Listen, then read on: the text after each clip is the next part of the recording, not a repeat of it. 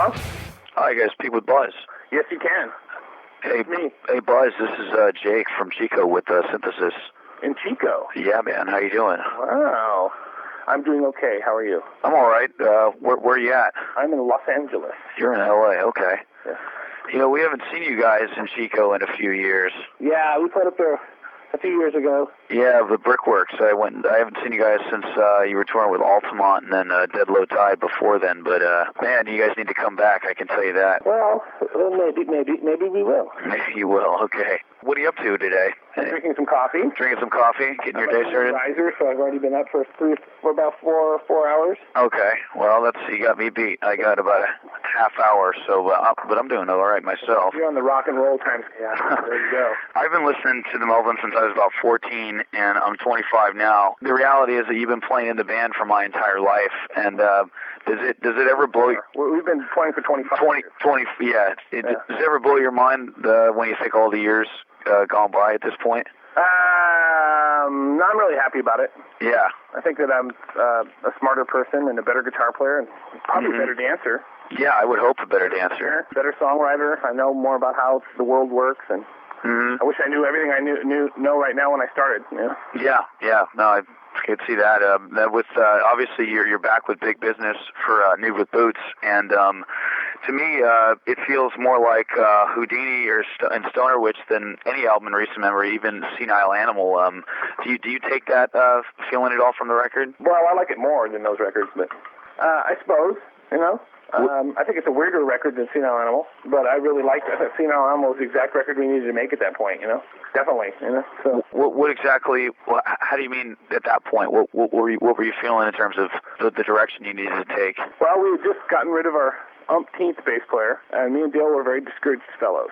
Okay. And so it was great to get back in and make a record that was different than what we'd done before, but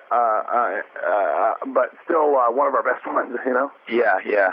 So I think it was the exact one we needed to do, It wasn't retreading anything, It was pretty much uncharted territory for us. Yeah. Especially with the availability of those guys that we play with, their talents. Right. Utilizing them as much as we possibly could, It's funny, there's almost, dare I say, like some Zeppelin-esque moments on the record. Do you, would you say that's a stretch for me to relate that at all? No, I know what you mean, but it's the first song kind of sounds like Good Times, Bad Times. You know what you mean? Yeah, especially from a drum perspective. I was thinking, because I wrote that drum part, so. Oh, okay. I wrote it on acoustic guitar, like that, and I was thinking more along the lines of Game of Four. Yeah, no, somebody said, "Oh, it sounds like that," and I was like, "I guess it does." I hadn't thought of that. No, it's a good thing as far as I'm concerned. And I was wondering, with two drummers like you've got now, how do you guys go about piecing together the material? I mean, is it extremely collaborative, or is it, like you said, you'll just come up with something, or? I come up with most of it, and then it's a collaboration after that. Okay. So we put it all together. I listen to what's possible. I have a lot of ideas for things, and then we just take it from there. Okay. Essentially. Lyrically, are you collaborating as well? I write on my parts. I haven't really collaborated, maybe a tiny bit, but there's parts that Jared writes completely and parts that I write completely. Okay. Because now we have two lead singers in the band, which is great, and Dale sings a lot too, so that's great. Right. Do you do you feel it complements you well to have somebody other than Dale? And you've had the rotating bass player for years, but is it nice to have that constant since you've hooked up with Big Business? Yeah. I don't want to look for anybody else. Yeah.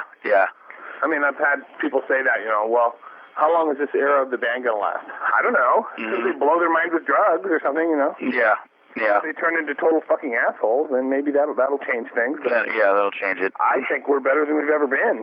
Okay. Most people who want to talk about various eras of our band didn't see the eras of our band, most of them, I was there, Yeah. I'm more comfortable with this. We're far more consistent. We have a much better, not to say that we weren't good then, because I always liked playing with everybody we played with, but this is just, to me, it's more of a monstrous freight train, I'm very into it, scratching the surface on what we're capable of doing, When you recorded Nude With Boots and you were in producing it, I know that you guys produced it yourselves. Is that also something that you're kind of You're driving it. You're driving the train there to an extent. We always have been. Mm-hmm. You know, as far as that's concerned, we worked with a producer, quote unquote producer, when we were on Atlantic. But as far as them coming up with any decent ideas, no, all that shit came from us. You know, they didn't come up with any decent ideas. I mean, they might have came up with some things that we liked sound-wise, or fixed a few things here and there, but they weren't Roy Thomas Bakering the songs or anything like that. I'll tell you. You know. Yeah. I mean, I'd have yet to ever have that happen. I can't see that happening with us, maybe, but nobody has better ideas than I do, as far as that's concerned, that kind of stuff. By and large, record production is basically pretty fucking boring, I don't know what people's problem is. I have no idea, Let's stick with what works, right? Well, no, I just think it's they don't take any chances. Okay. Anything. It's all relatively uninteresting production-wise, and then you have a lot of these nerdy. Nerdy types who want to be complete traditionalists when it comes to recording, which I think is absolutely totally stupid. Mm-hmm. I mean, Jesus Christ, the possibilities are endless. You're only limiting yourself. And then usually they get so phony baloney about their recording, as far as like, we can't do this, we can't do that, and then they're not very good live anyway. So I don't know what are they worried about. I don't know. If you can't make a record that's even as half as interesting production-wise as the White Album, what the fuck are you doing, And those guys took chances. What the hell's wrong with these people, No, I hear what you're saying. I don't get it. But most people have a big, long set of rules that they're all accustomed to and they can't get out of, and usually the anarchy-type punk rockers have more rules than anybody, Yeah, there's probably a certain level of hypocrisy there, huh? You think? Yeah. That's what I've always thought. Yeah. I mean, we never wanted to be exactly like somebody else. That's why I always thought it was really funny when people would call us like Sabbath clones. It's like, okay, first off, you haven't listened to our records. Mm-hmm. Number one. Number two, look at the name of our band and look at us. Yeah. What part of Sabbath would that be, Yeah, uh-huh. So you still, I take it you still get a certain kick out of not being pigeonholed after all these years then, right? Never wanted to be. How can you be pigeonholed in a name like ours sounding the way we do, Yeah, that's very true. It's pretty hard to. I mean, if we were called, I don't know what, some heavy metal name or, yeah, Smash the State. That was always our joke. Smash the State, okay. Now, Yeah. I spoke with Mike Patton a few ago, and he mentioned that you guys had the big band DVD coming along. How far is that from going? It's pretty close. I mean, I think it comes out in the summer.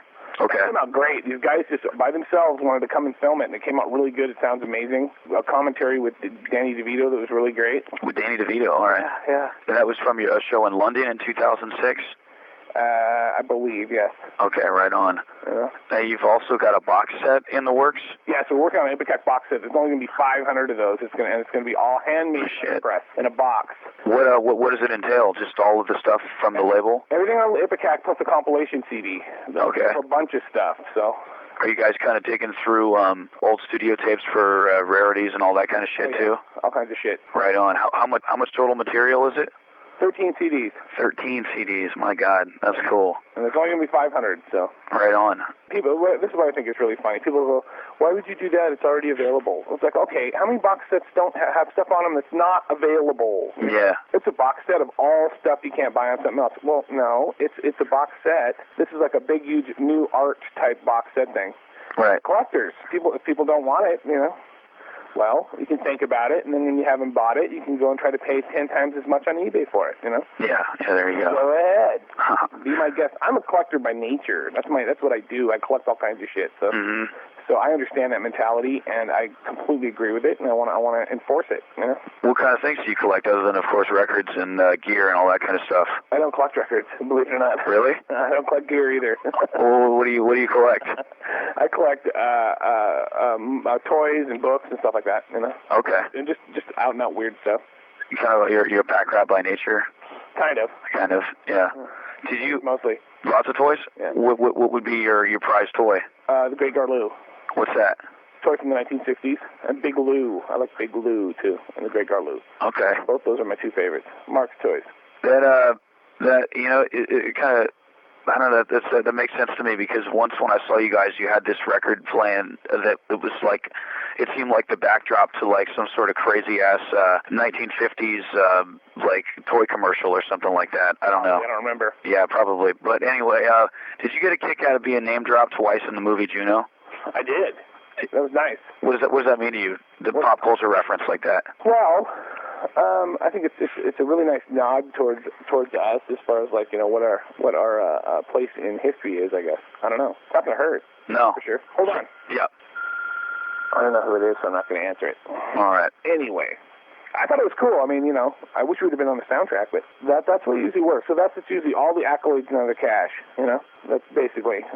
We're not out there. We get tons of props, and then you go on, and then you have to figure out how to turn that into something you can trade at Safeway for. Which is always the kicker. Yeah, I suppose so. Yeah.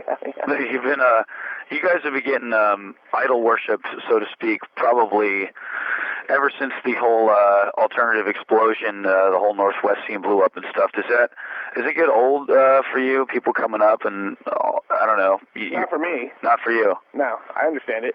That's cool. Those bands all sold a ton of records, but none of them are anywhere near as weird as we are. So I would say that less than 5% of that entire audience thinks that we're cool. Okay. Less than 5%.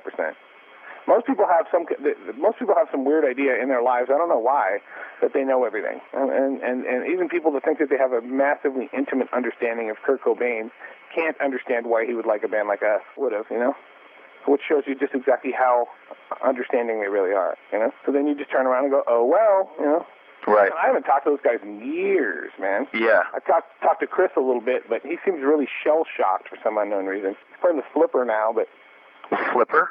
As in Flipper? Yeah, Flipper. Wow, I didn't know they were still playing music at all. Yeah, and Dave Grohl, I have no idea, no concept of what he's doing or what motivates a guy like that on a daily basis. I have no clue, no idea. If I waited around for people like those guys to help me out, I would be sitting here with nothing, Right. Less than nothing, Do people have? Do you get? People have like assumption that you are like still in close contact with that whole old crew or something? I guess it doesn't really happen that much. Our fans now, most of them are, weren't into Nirvana, or Nirvana is a classic rock band now, Yeah. I mean, that Nirvana shit happened a long time ago. Yeah, a very long time ago. 15 fucking years ago. Mm-hmm. He died, 94? Yes. Yeah. So there you go. There you go. Unfortunately, I've had to continue to live, Actually, I win. He's dead. I win. So. Yeah, I suppose you're definitely taking a lead there. Oh yeah, I'll take. Let's see, which one would I rather be? Okay, I'll be me. Yes. Do you've been kind of, I don't know, Melvins to me, you kind of float on the outside of being. You have this weird stream of fans that dabbles in the mainstream, but then you guys manage to be completely outside of it. Is that something that you take pride in? It's not intentional, Mm-hmm. That's the way it works, I think we should sell millions of records. Millions and millions and millions of people should think our stuff is absolutely amazing. Why they don't? The world's not a right place, and it's not my fault. So long as it affords you a living, right? Well, I did it before it afforded me a living, so I'm very fortunate that it does. But if it wasn't for all the hard work, I mean, if I can disregard the hard work, then it was easy as shit, Right. you know what I mean? Plus, just you have to, I feel like I have the ability to write songs, people, that are really good. So people should like our stuff. Now, what about you and Dale? I mean, you ever consider just tying the knot at this point and like each having a separate marriage or something? I mean, you guys have been together for so long. Well, up until this point right now, we couldn't get married legally in California. Now we can. That's true. So we'll see. Now the world's going to be a right place, isn't it? Yes. Queers can get married. It's great. It's good. Finally. Only thing. It's one of those if only situations, Right. If only they could get married, everything would be great. It doesn't make any difference to me. No. I don't know why I have to worry about what somebody does in the bedroom. No, it's quite a conundrum on the political front there. But I don't know who they think they're fooling. Tax dodge. Everybody knows that.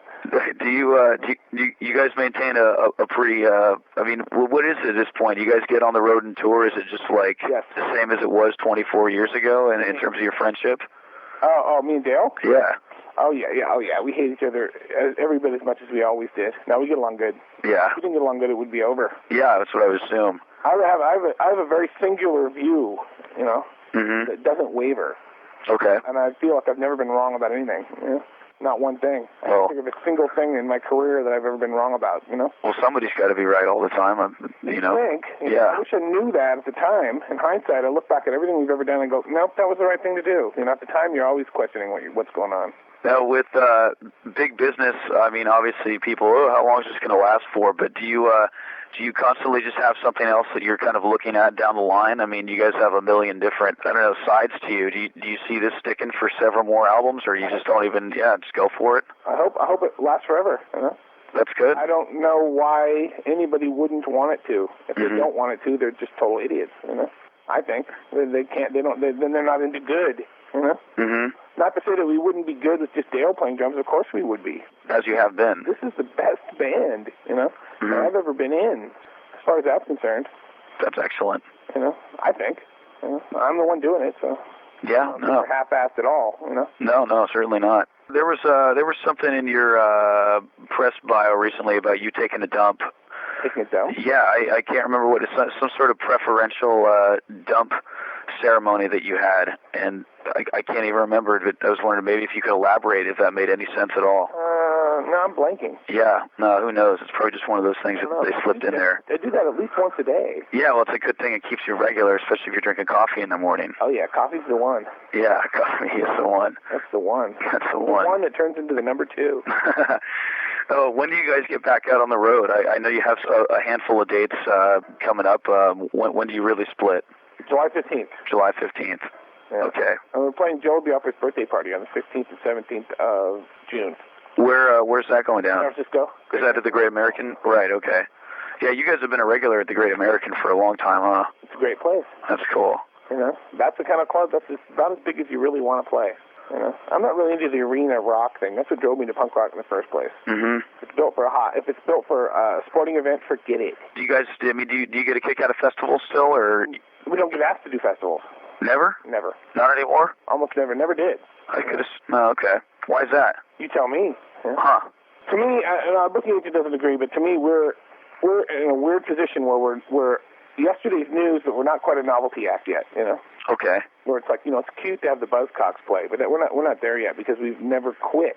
You know. So, and we're still present, doing new stuff, and not just retreading all of our old shit in the past. You know. What do you feel? Do you feel your age range is? Do you still have a good younger audience, or do you feel like your audience is just kind of getting older? You know, or I don't know. When you look out in the crowd, what do you see these days? Exact same age as they've always been. Okay. They stop going to shows when they hit about 30 something, and then they start going to shows when they hit about 15. It's just a recycling, you know. Okay. Old and new. Most of the people that come to our shows now never saw us, you know, in the 90s. Okay. Some, and then like when I go play places like Seattle, I don't know anybody there. You know? Really? No, nobody at all. You know, I've been in California 20 plus years. Right. You know, I know friends, but I don't really have that kind of relationship with lots of people. I have to know somebody for a long time before I even know their names. So that old Northwest connection is maybe more mythical at this point. It was horseshit then. It was horseshit then. Yeah. Total horseshit. Don't believe anything you read about any of that stuff. Okay. Just take my word for it. But nobody believes me anyway, so it doesn't make any difference. You know, it doesn't matter. I won't talk to the biographers anymore. You know, unless they pay me. Yeah. I'll take the money, but they don't want to hear it. They don't want to hear the truth. The truth is not something they can deal with. They never let true evidence get in the way of their amazing story. You know. Right. They want to paint a picture that's not quite reality for you there. They already have the idea of what the story is. Mm-hmm. You know, and that's it. That's it. None of it's reality. I can't be bothered. You know. Yeah. It's all bullshit. Yeah. You guys probably, as much as anybody, probably get contacted about trying to paint that picture of that whole scene, huh? Somewhat, but you know, not as much as you might think. But I've talked to plenty of biographers. As far as I'm concerned, all of that stuff is total bullshit. There's not one word of truth. That's how, if you read any of that stuff or you look through it all, it's all bullshit. 100%. Okay. You might as well be reading Alice in Wonderland. Okay. That's not how I remember it. Right. You know, maybe I'm wrong. And doesn't really. Nonetheless, it's like, you know, you look at that stuff and you go, okay, there it is. Now what? Okay. Move on, and I take all that shit and turn it into what I'm doing now. Yeah. All those years ago. Yeah. So it was a long time ago, but it was a huge global thing. Right. And I find a lot of, you know, satisfaction in the fact that regardless of what anybody might think, things that we started basically had a massive global impact, you know, regardless of whether we got the money for it or not, you know. It's huge, you know. We're fucking huge. Changed music, you know. I don't give a fuck if anybody doesn't realize it or not. I know it. And if they don't like it, they can kiss my ass. What's that done, you know? You know what I mean? I don't mean you. You know. No. I understand. I see where you're coming from. Okay. Yeah, you're right. You know. I see where you're coming from. Yeah. Do you? Where do you see? You could do the Melvins for the rest of your life, as far as you're concerned. How could you get too old to play music? You know. And if people want to do that and become some ageist thing, it has nothing to do with what I'm interested in musically or not. You know. I don't get it. It doesn't make any difference. If I was no good, I would know it. I'd quit. I couldn't do it anymore. I'd figure something else out. Do you like wearing the producer hat? Is that something that you know you like to continue? You know, can lend your talents to others as the years go on? Nobody wants me to produce their bands. No. No, they don't got the guts. Why is that? Because they wouldn't listen to anything I wanted to do anyway. Oh, really? I'd be far too weird, you know, for them. No way around it. How do you mean? They wouldn't want to listen to any of my ideas. You know, things that they like about our band, they wouldn't put in their own band. Okay. Even song structure, all that shit. They don't hear it. It's like Cody says, when you do something right, nobody will notice that you've done anything at all. How was it that you linked up, get on the same page with Big Business like you did? We saw them. They were two-piece. They opened for us. We were looking for a new bass player. I just thought of them getting both of them. That's it. That was it. I was like, that would work. That guy could play our stuff.